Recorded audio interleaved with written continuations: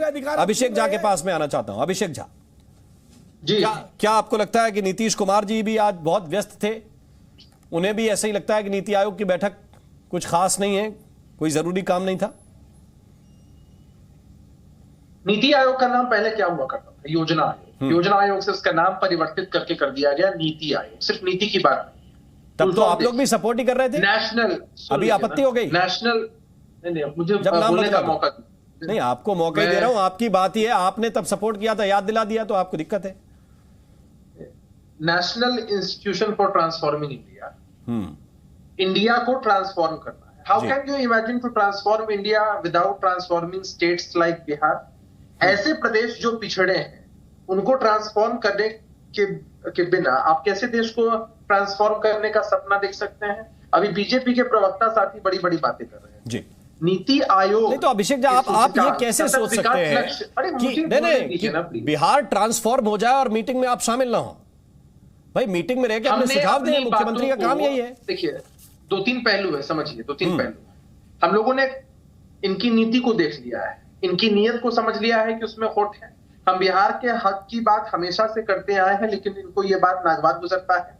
हमें नीति आयोग के बहुत सारे सूचकांक मानकों से दिक्कत है और प्रेस वार्ता करके भी, नीति आयोग के लोगों से बात करके भी हम लोगों ने इन बातों को कहा है। सतत विकास लक्ष्य आप रखते हैं, लेकिन आप कंपेयर करते हैं बिहार को महाराष्ट्र के साथ, गुजरात के साथ, मध्य प्रदेश के साथ, राजस्थान के साथ। आप सभी प्रदेशों को एक ही मानक पर तोलते हैं। आप 5 पॉइंट्स देते हैं नीति आयोग के सूचकांकों में बिहार को, जब बिजली उत्पादन की बात आती है। अरे भैया, हर कोई जानता है कि बिहार में अगर बिजली उत्पादन उस स्तर में नहीं होती, हम बिजली खरीदते, आप केंद्र की सरकार होकर हमको ज्यादा दरों पर बिजली देते हैं, आप हमको हमारा हक नहीं देते हैं, और जब हम अपने हक की बात करते हैं तो सुनते नहीं है। और एक बात बताइए, प्रधानमंत्री जी किसी बड़े आयोजन कार्यक्रम में गए और तभी अगर देश में शोक हो जाए, कोई सारा सा मसला आ जाए, तो क्या उनके रिप्रेजेंटेटिव के रूप में उनके मिनिस्टर्स नहीं जाते हैं? तारकिशोर प्रसाद जी तो उनके खुद के मंत्री थे ना, उनको भी नहीं जाने दिया। यही बातें भी टीएमसी के भी प्रवक्ता कह रहे हैं। आखिर किस बात का इतना घमंड है कि हमसे बात नहीं हो सकती है? क्या किसी प्रदेश के वित्त मंत्री अपनी बात को नहीं कह सकते हैं? किसी प्रदेश के योजना विभाग के मंत्री अपनी बात को नहीं कह सकते हैं? आप उन बातों को सुनने को तो तैयार है नहीं। और हम जानते हैं कि नीति नीति नीति की बात आप कर रहे हैं। आपकी ये जो कूटनीति है वो दर्शाती है कि मैं एक के वाजपेयी साहब के पास जा रहा हूं। ठीक है, एक के वाजपेयी जी ये कह रहे हैं कि नीति और नियत में अंतर है, इसलिए हम लोग फिर थोड़ा सा कम गंभीर हो जाते हैं इसको लेके। नहीं, ये नीति का सवाल नहीं है। ये सवाल है क्या विपक्षी पार्टियां लोकतंत्र के मूल्यों का हनन कर रही हैं या नहीं कर रही, और हनन भी कर रही हैं तो जानबूझ के कर रही हैं। देखिए, एक बात समझिए कि बिहार में लालू प्रसाद यादव जी का 15-16 साल राष्ट्र शासन रहा, उसके बाद लगातार 17-18 सालों से नीतीश बाबू का शासन है, और अभी तक विकसित नहीं कर पाए। अभी तक पिछड़ा राज्य रहेगा तो इसकी जिम्मेवारी किसको जाएगी? ये नीतीश बाबू और लालू प्रसाद यादव को जाएगी, जिनकी वर्तमान में सरकार है। नंबर 1। नंबर 2, नीति आयोग के सामने जब जो नीतियां बन रही हैं, ठीक है, इन्होंने ट्रांसफॉर्मिंग इंडिया 240 था, 2047 तक की नीतियां बन रही हैं। अब जब उसमें आप योगदान नहीं दोगे, जब उसमें अपने विचार नहीं रखोगे, तो कैसे बात बनेगी? और तीसरी बात यह है कि जो नीति आयोग की गवर्निंग काउंसिल है ना जी, उसका कंसिस्टेंस देखिए क्या है। उसमें प्राइम मिनिस्टर हैं, चीफ मिनिस्टर्स हैं, लेफ्टिनेंट गवर्नर हैं यूनियन टेरिटरी के, ये मेंबर हैं। उसमें रिप्लेसमेंट का कहीं कोई प्रोविजन नहीं है, उसमें कोई रिप्रेजेंटेटिव का कहीं कोई प्रोविजन नहीं है, क्योंकि हेड ऑफ द स्टेट जो है उसको अपनी बात रखनी है। चीफ सेक्रेटरी ब्रीफिंग कर सकता है चीफ मिनिस्टर को, लेकिन उनके स्थान पर बैठ नहीं सकता है। ये वहां के रूल एंड रेगुलेशन के प्रोटोकॉल के हिसाब से ये बात है। लेकिन ये लोग तो जानबूझ के इन्होंने एक स्ट्रेटेजी बना ली है। विपक्षी ने पार्लियामेंट का बाइकआउट करेंगे, नीति आयोग का बाइकआउट करेंगे, सुप्रीम कोर्ट का भी हो सकता है बाइकआउट शुरू कर देंगे। पार्लियामेंट का तो करते ही है अक्सर, पार्लियामेंट तो चलने ही नहीं देते। तो क्या इस चीजों से लोकतंत्र की मर्यादाओं का हनन जानबूझ के नहीं किया जा रहा है? अगर किया जा रहा है तो उसके लिए विपक्ष जिम्मेदार है। क्या विपक्ष की हिस्सेदारी लोकतंत्र में नहीं है? ये हमेशा लोकतंत्र की दुहाई देती है। अब क्या इनके पास आर्ग्यूमेंट है? ये व्यस्तता है या नहीं है?